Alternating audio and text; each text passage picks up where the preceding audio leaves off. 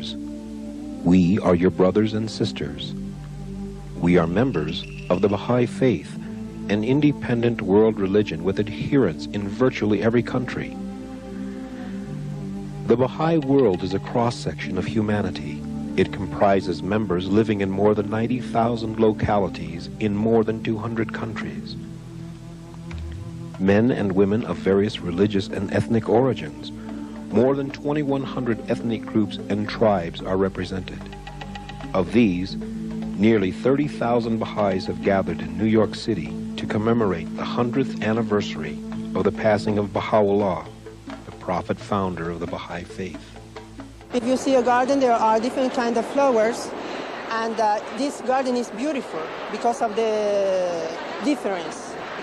And the same happened in the humankind. It is a world religion, and this religion, in the 150 some odd years of its history, has now encompassed the world in a sense to where we can say it is the second most widespread religion in the world. You know, one of the greatest things that has happened, I think, you know, in the last 150 years ago or so is that a Persian man by the name of Baha'u'llah, who suffered tremendously, went through imprisonments and all kinds of unimaginable horrors, really, came to the world and gave many teachings. The founder of the faith himself has, with his own pen, written volumes upon volumes of Holy Scripture. This is also a first time in religious history that it's ever happened. Baha'u'llah has revealed over 100 volumes of Baha'i Holy Scripture, and these scriptures are now translated into hundreds of languages throughout the world, and that is another wonderful thing about this faith, where you have access to the words of the prophet founder directly written by him. Yeah, the principles of the oneness of God and the oneness of man, and also the independent investigation of the truth.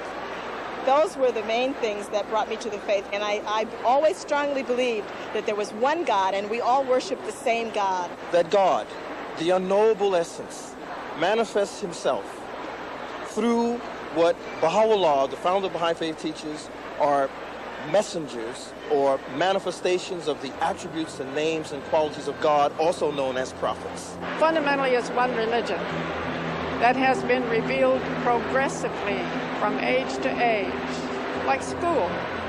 Who's the teacher? God's the teacher through his revealers.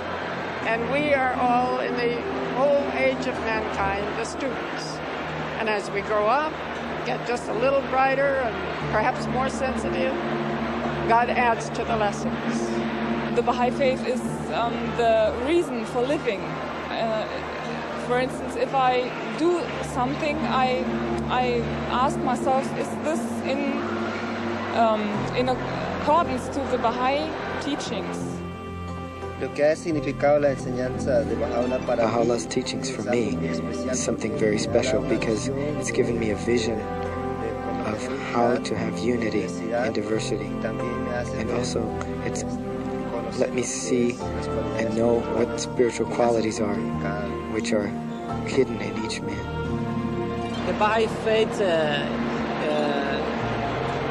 as Abdul Baha said, he gave the example that a man and woman, it's like birds that needs two wings to fly. We should be like that. We should be same as the two wings to be together. Prayer is the life of a person. If you want to be alive, you have to eat, drink, sleep. Principle of oneness of humanity. Baha'u'llah brought this law to eliminate racism and prejudice against all colors and all nations. And this is one of the laws that will eliminate all this prejudice and racism. He made that distinction that if in a family the resources are limited and the only opportunity that arose was that out of the two children in the family, say a boy and a girl, one is to go to school and get educated the female should be given preference, for she is the first educator of mankind, the first educator of children. Baha'is don't participate in partisan politics, because in partisan politics it only divides. The Baha'i faith having this non-political character means that we can associate with anybody without that in the background, and that it is for everybody in the world. And what Baha'u'llah says about independent investigation of truth is that we must all look into God's message for ourselves. Well, you know, those principles are basically principles that everyone accepts in this day and age. Over 100 years ago, when Baha'u'llah first enunciated those principles to mankind, they were very radical. The administrative order, of course, is the other side of the non-political character of the faith. And we have elected councils at the local, national, and international level. And the administration works so that we don't have any kind of campaigning. We elect by plurality vote people who we think are the best. So these councils that we elect at the local level, national level, and international level administer the affairs of the community. It's a consultative administration. They consult the community and they do what is best for the community.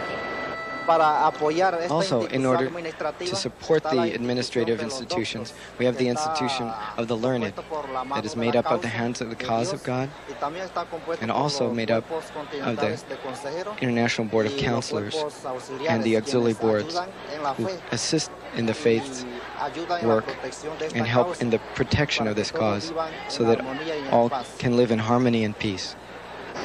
Since the United Nations has been established in 1944, the Baha'is have worked very closely with this body. The Baha'is are involved in all the social programs, the economic programs, as non-governmental status at the United Nations.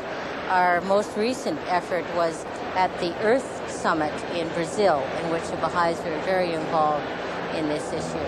And since we're trying to bring humanity back together where it is supposed to be, we're concentrating on the higher nature of man.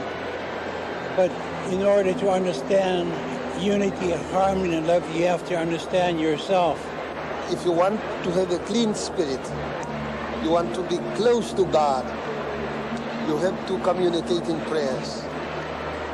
Baha'u'llah, the Bab Baha'u'llah Abdul Baha, they have given us many prayers in any social fields which you can pray.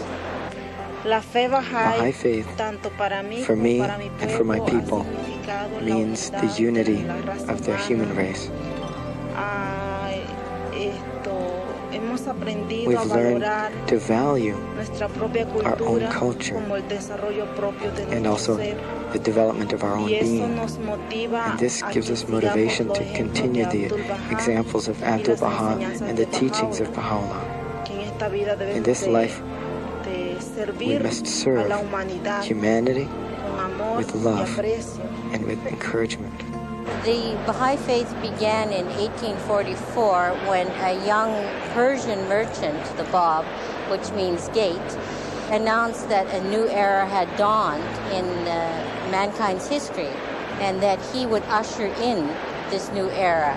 And shortly thereafter, Baha'u'llah, whose name means the glory of God, announced that he was a promise of all ages. He was imprisoned, he was exiled for 40 years, and despite his sufferings in his exile, he was able to write over 100 books and give us the blueprint for world order. I came from a Hindu background.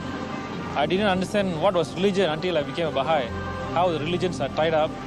All the while people say you change religion, but being a Baha'i, I know religion progressed.